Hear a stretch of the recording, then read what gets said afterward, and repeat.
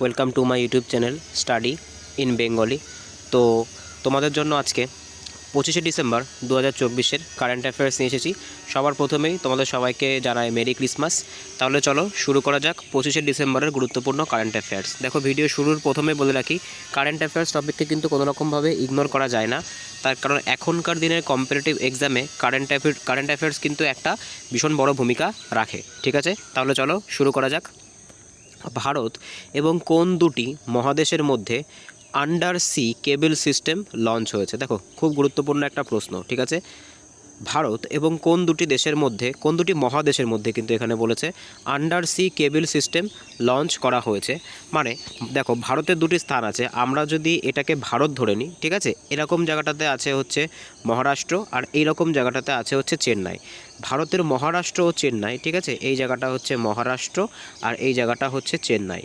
তো ভারতের মহারাষ্ট্র থেকে শুরু করে একদম তোমার ইউরোপিয়ান যে কান্ট্রিগুলো, অর্থাৎ এখানে যদি আমরা ইউরোপ ধরি, তাহলে ইউরোপিয়ান কান্ট্রিগুলোতে যাতে আমাদের কমিউনিকেটিভ সিস্টেমটা ভালো হয়, তার জন্য কিন্তু এই যে আন্ডার সি কেবল সিস্টেম এটা লঞ্চ করা হয়েছে। ঠিক আছে, আর এই যে মহারাষ্ট্র থেকে শুরু করে আমাদের ইউরোপ পর্যন্ত যে সমস্ত কান্ট্রিগুলির মধ্যে দিয়ে বা যে সমস্ত সমুদ্রের নিচে দিয়ে যে সমস্ত কান্ট্রিগুলির পাশ দিয়ে এই যে কেবল সিস্টেমটা যাবে, সেটাকে কিন্তু বলা হয়ে থাকবে ইন্ডিয়া ইউরোপ।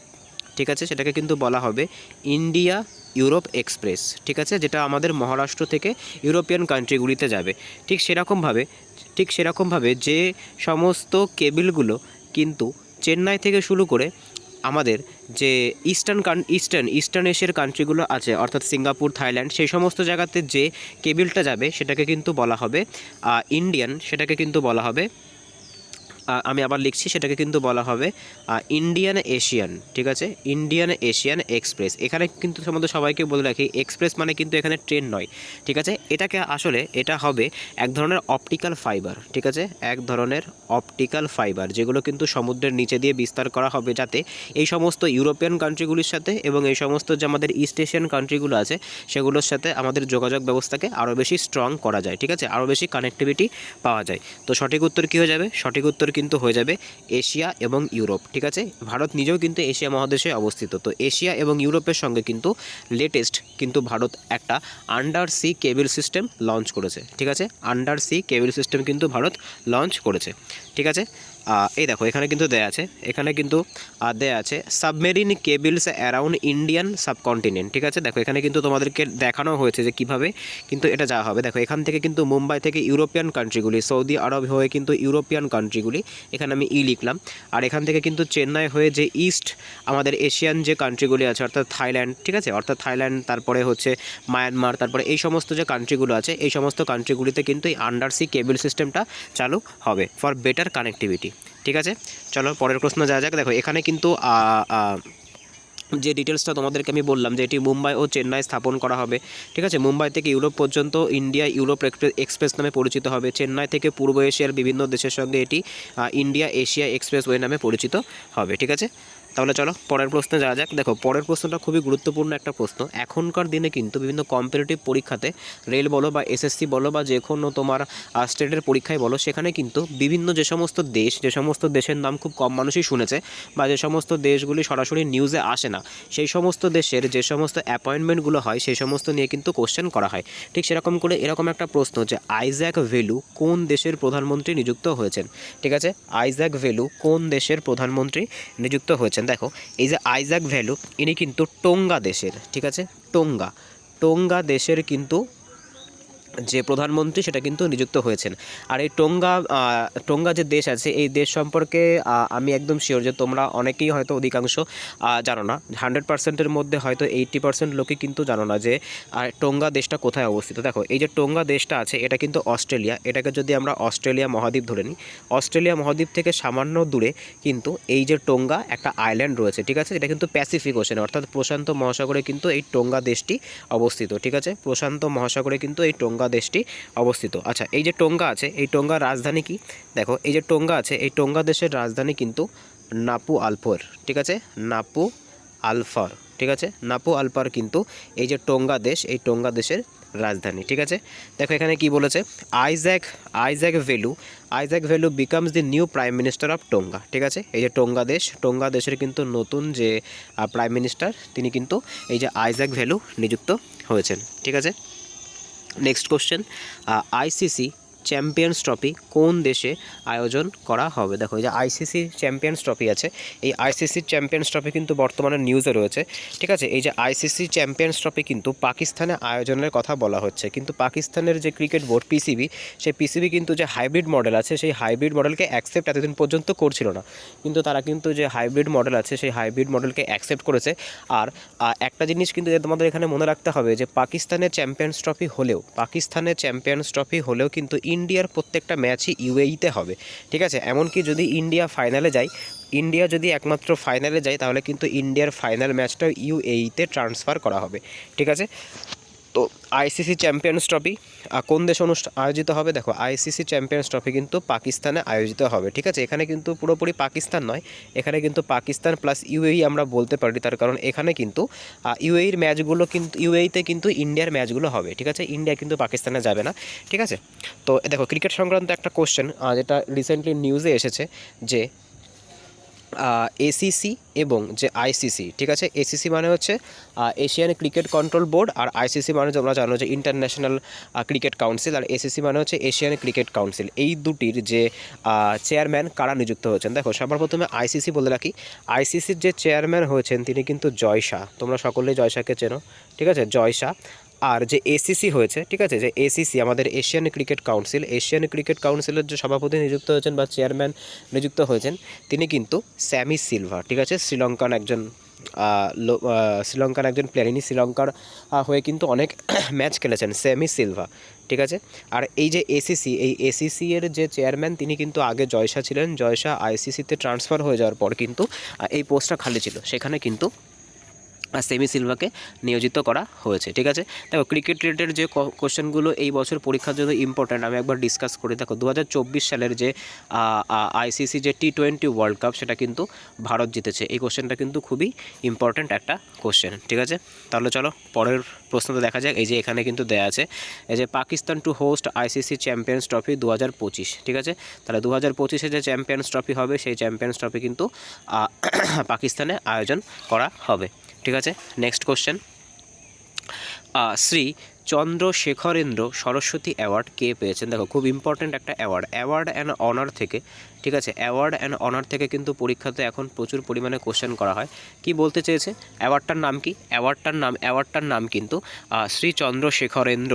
ঠিক আছে, শ্রী চন্দ্রশেখরেন্দ্র সরস্বতী অ্যাওয়ার্ড, এটা কিন্তু সাউথ ইন্ডিয়ান একটা অ্যাওয়ার্ড। ঠিক আছে, সাউথ ইন্ডিয়ান কিন্তু একটা অ্যাওয়ার্ড। ঠিক আছে, সাউথ ইন্ডিয়ান একটা অ্যাওয়ার্ড। দেখো এই অ্যাওয়ার্ডটা কাকে দেওয়া হয়েছে? দেখো এখানে ব্যাক টু ব্যাক 4টে অপশান আছে, নরেন্দ্র মোদী, এস জয়শঙ্কর, নীতিন গাডকারি হবে, এটা একটু স্পেলিং মিস্টেক আছে, একটু অ্যাডজাস্ট করে নিও, নীতিন গাডকারি এবং এস সোমনাথ। তো এই ব্যাক টু ব্যাক 4টে অপশানের মধ্যে কোনটা আমাদের সঠিক উত্তর হয়ে যাবে? দেখো এর সঠিক উত্তর হয়ে যাবে কিন্তু এস জয়শঙ্কর।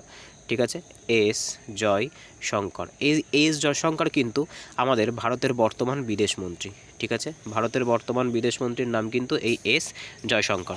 ঠিক আছে, দেখো এই এস জয়শঙ্করের লেখা একটা বই কিন্তু রিসেন্টলি নিউজে এসেছিল, সেই বইটার নাম কি? সেই বইটার নাম কিন্তু why Bharat matters.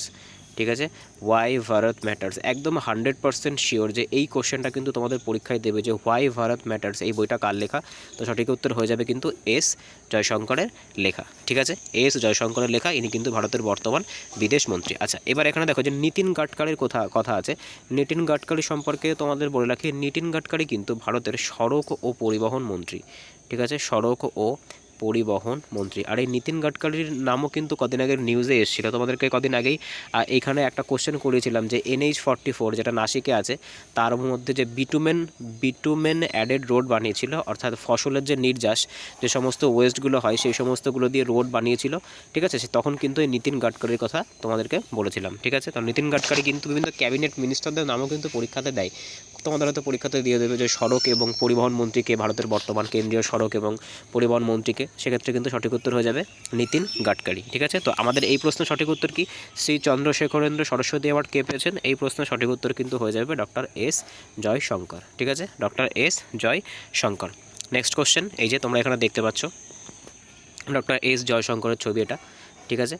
Next question, সম্প্রতি প্রকাশিত ছনক বইটি কার লেখা? দেখো খুব ইম্পর্টেন্ট একটা বই, ঠিক আছে, ভেরি ভেরি ইম্পর্টেন্ট পরীক্ষার জন্য, পরীক্ষাতে আসার সম্ভাবনা 100%। সম্প্রতি প্রকাশিত ছঙ্ক বইটি কার লেখা? দেখো এই যে বইটি লিখেছে সম্প্রতি কিন্তু এটা প্রকাশিত হয়েছে, এটা কিন্তু অভিজিৎ বিনায়ক বন্দ্যোপাধ্যায়, ঠিক আছে, অভিজিৎ বিনায়ক বন্দ্যোপাধ্যায়ের লেখা বই নাম কিন্তু ছনক। কিন্তু এই বইটা 2019 সালে কিন্তু এই অভিজিৎ বিনায়ক বন্দ্যোপাধ্যায়কে অর্থনীতিতে নোবেল পুরস্কার দেওয়া হয়েছিল, ঠিক আছে, অর্থনীতিতে কিন্তু নোবেল পুরস্কার দেওয়া হয়েছিল, ঠিক আছে, এটা মনে রাখবে। এই কারণের জন্য কিন্তু এই কোশ্চেনটা অনেক বেশি ইম্পর্ট্যান্ট হয়ে যায়, ঠিক আছে। 2019 সালে কিন্তু অভিজিৎ বিনায়ক বন্দ্যোপাধ্যায় বা ব্যানার্জিকে কিন্তু 2019 সালে নোবেল পুরস্কার দেওয়া হয়েছিল। কিসের জন্য তিনি নোবেল পুরস্কার পেয়েছিলেন? তিনি কিন্তু অর্থনীতি অর্থাৎ ইকোনমিক্স, ঠিক আছে, ইকোনমিক্সে কিন্তু তিনি নোবেল পুরস্কার পেয়েছিলেন। তার লেখা বইটির নাম কি? তার লেখা বইটির নাম কিন্তু ছৌক, ঠিক আছে, বা ছৌক, এটা কিন্তু তোমরা মনে রাখবে, ঠিক আছে। এবার দেখো নোবেল প্রাইজ সম্পর্কে যখন আমরা আসলাম, এই বছরের কিন্তু নোবেল প্রাইজের যারা তোমার ডিক্লারেশন কিন্তু হয়ে গেছে, কারা কারা নোবেল প্রাইজ পেয়েছেন। প্রত্যেক বছর কিন্তু 10 ডিসেম্বরের যে তারিখ আছে, সেই 10 ডিসেম্বরের তারিখে কিন্তু নোবেল প্রাইজগুলির ডিস্ট্রিবিউশন করা হয়, কারণ এই দিন হচ্ছে আলফ্রেড নোবেল, যার নাম অনুসারে কিন্তু নোবেল প্রাইজগুলি দেওয়া হয়। তার মৃত্যু দিবস উপলক্ষে কিন্তু নোবেল পুরস্কারগুলো 10ই ডিসেম্বরের দিন কিন্তু ডিস্ট্রিবিউট করা হয়। তোমাদের জন্য একটা কোশ্চেন থাকবে, এই বছর নোবেল প্রাইজ, ঠিক আছে, নোবেল প্রাইজ লিটারেচারে, ঠিক আছে, নোবেল প্রাইজ লিটারেচারে কে পেয়েছেন? এটা তোমাদের জন্য একটা কোশ্চেন থাকবে, এটা তোমরা অবশ্যই এর অ্যান্সারটা কমেন্টে জানাবে, ঠিক আছে। লিটারেচারের নোবেল প্রাইজ এই বছর কে পেয়েছেন? ঠিক আছে। নেক্সট কোশ্চেন, দেখো এখানে বইয়ের নামটা এখানে লেখা আছে, এই যে ছাউঙ্ক, এটা হচ্ছে কিন্তু অভিজিৎ বিনায়ক বন্দ্যোপাধ্যায়। ইনি কিন্তু একজন মানে বাঙালি বংশোদ্ভূত, ঠিক আছে, ইনি কিন্তু এনার ন্যাশনালিটি কিন্তু আমেরিকান, কিন্তু ইনি একজন বাঙালি বংশোদ্ভূত, ঠিক আছে। নেক্সট কোশ্চেন, রাষ্ট্রীয় মানবাধিকার কমিশনের নতুন চেয়ারম্যান কে হয়েছেন? ভেরি ভেরি ইম্পর্টেন্ট কোশ্চেন পরীক্ষার জন্য, আপকামিং পরীক্ষার জন্য একদম 100% পরীক্ষাতে কিন্তু এই প্রশ্নটা আসবে, ঠিক আছে। দেখো সবার প্রথম তোমাদেরকে বলে রাখি, রাষ্ট্রীয় মানবাধিকার কমিশন অর্থাৎ ন্যাশনাল হিউম্যান রাইট, ঠিক আছে, ন্যাশনাল হিউম্যান রাইট কমিশন অর্থাৎ NHRC। দেখো সবার প্রথমে বলে রাখি, এই NHRC কিন্তু 1993-তে গঠিত হয়েছিল, ঠিক আছে, 1993-তে গঠিত হয়েছিল রঙ্গনাথ মিশ্র আয়োগে সরি রঙ্গনাথ মিশ্র যে কমিশন ছিল, সেই রঙ্গনাথ মিশ্র কমিশনের রিপোর্ট অনুযায়ী কিন্তু 1993 সালে এই NHRC বা রাষ্ট্রীয় মানবাধিকার কমিশন নিযুক্ত করা হয়েছিল। আর রঙ্গনাথ মিশ্র, ঠিক আছে, রঙ্গনাথ মিশ্রই কিন্তু এই যে কমিশনটা ছিল, এই কমিশনের প্রথম যে অধ্যক্ষ, ঠিক আছে, সেটা কিন্তু নিযুক্ত হয়েছিলেন, ঠিক আছে। তো এই যে মানবাধিকার কমিশন আছে, ঠিক আছে, রাষ্ট্রীয় মানবাধিকার কমিশনের নতুন কিন্তু একজন অধ্যক্ষ নিযুক্ত করা হয়েছে, ঠিক আছে, নতুন অধ্যক্ষ নিযুক্ত করা হয়েছে। তার নাম কি? তার নাম কিন্তু VR সুব্রামণিয়াম, ঠিক আছে, VR সুব্রামণিয়াম। ইনি কিন্তু ভারতের সুপ্রিম কোর্টের ভারতের যে সুপ্রিম কোর্ট, সেই সুপ্রিম কোর্টের একজন এক্স জাস্টিস, অর্থাৎ ইনি কিন্তু এনার কার্যকাল সুপ্রিম কোর্টে শেষ হয়ে গেছে, ঠিক আছে, ইনি কিন্তু ভারতের সুপ্রিম কোর্টের একজন পুরনো ন্যায়াধীশ, ঠিক আছে। এই যে NHRC আছে অর্থাৎ রাষ্ট্রীয় মানবাধিকার কমিশন আছে, এই রাষ্ট্রীয় মানবাধিকার কমিশনের যে অধ্যক্ষ, তার যে এলিজিবিলিটি ক্রাইটেরিয়া কি, অর্থাৎ তাকে কি হতে হবে যার জন্য সে এই পোস্টের জন্য এলিজিবল হবে?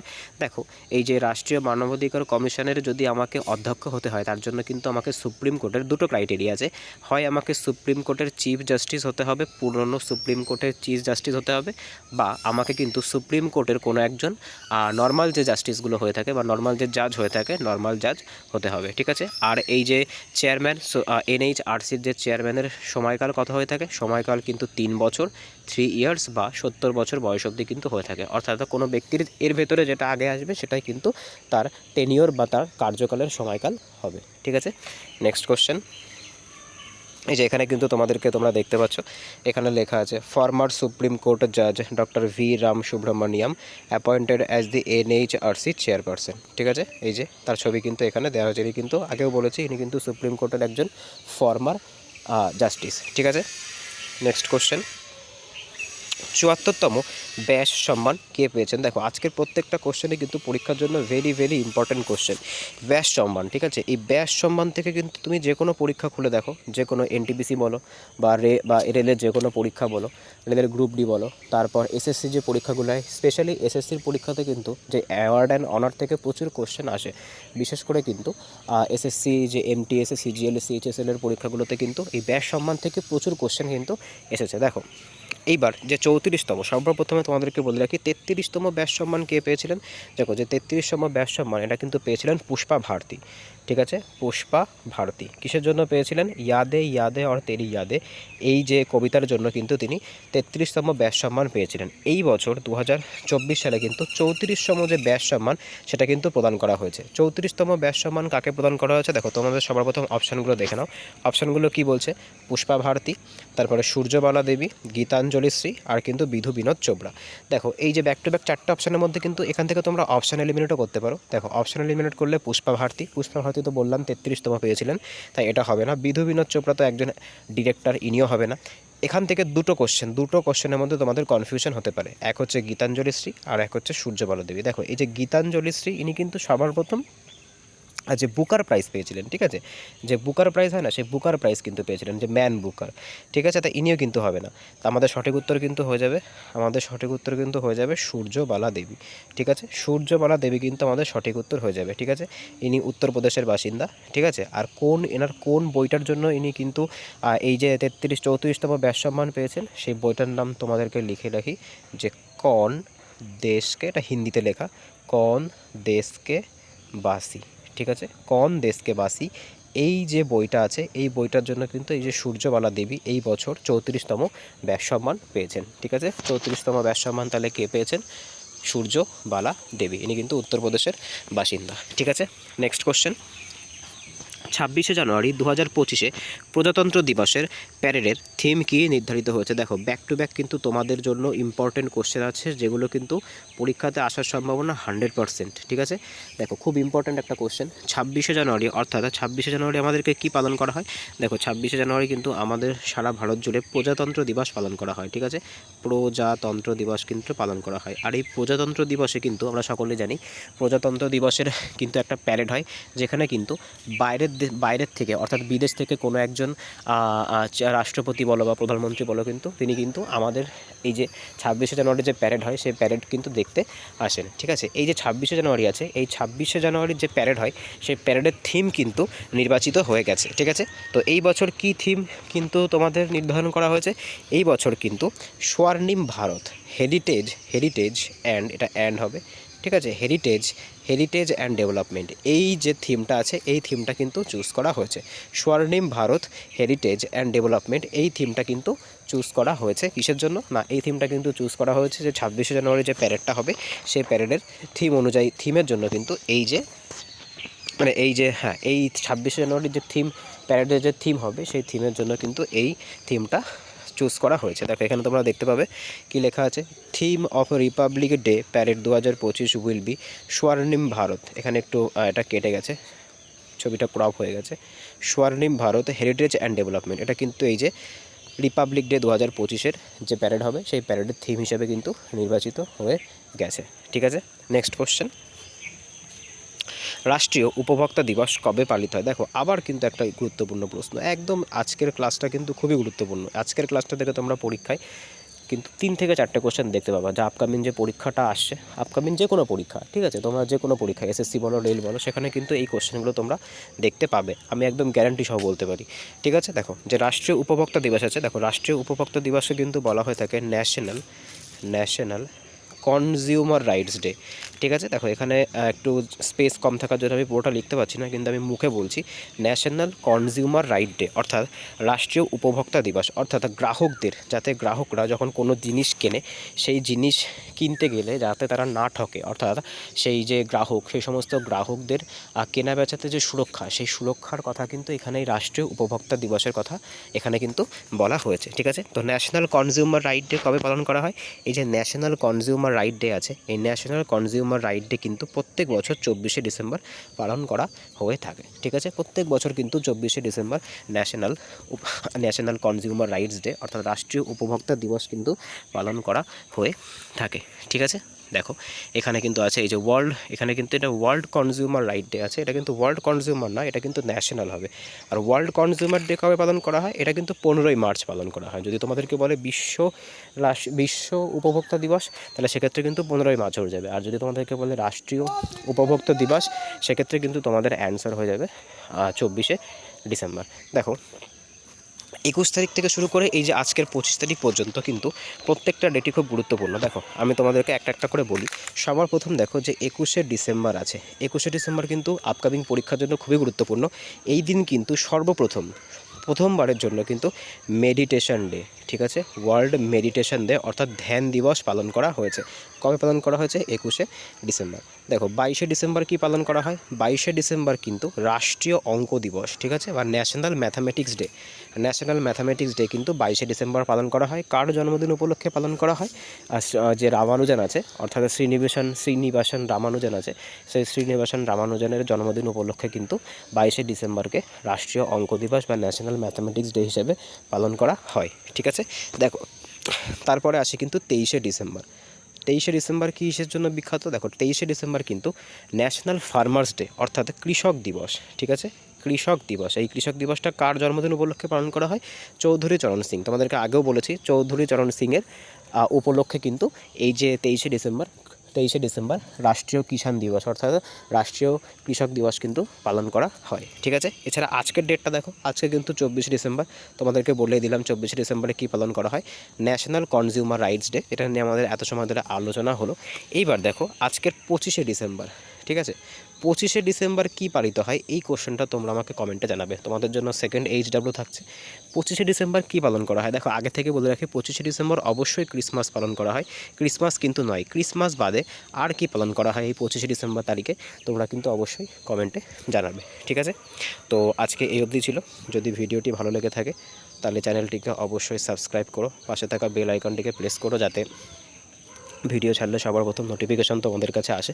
দেখো তোমাদেরকে কিন্তু বেটার কানেক্টিভিটি দেওয়ার জন্য আমাদের তরফ থেকে কিন্তু একটা টেলিগ্রাম চ্যানেল খোলা হয়েছে। সেই টেলিগ্রাম চ্যানেলের লিঙ্ক ভিডিও ডেসক্রিপশানে কিন্তু দিয়ে দেবো, ওখান থেকে তোমরা চাইলে টেলিগ্রাম গ্রুপে জয়েন করতে পারো। ঠিক আছে, তো দেখা হচ্ছে পরের ভিডিওতে। বাই।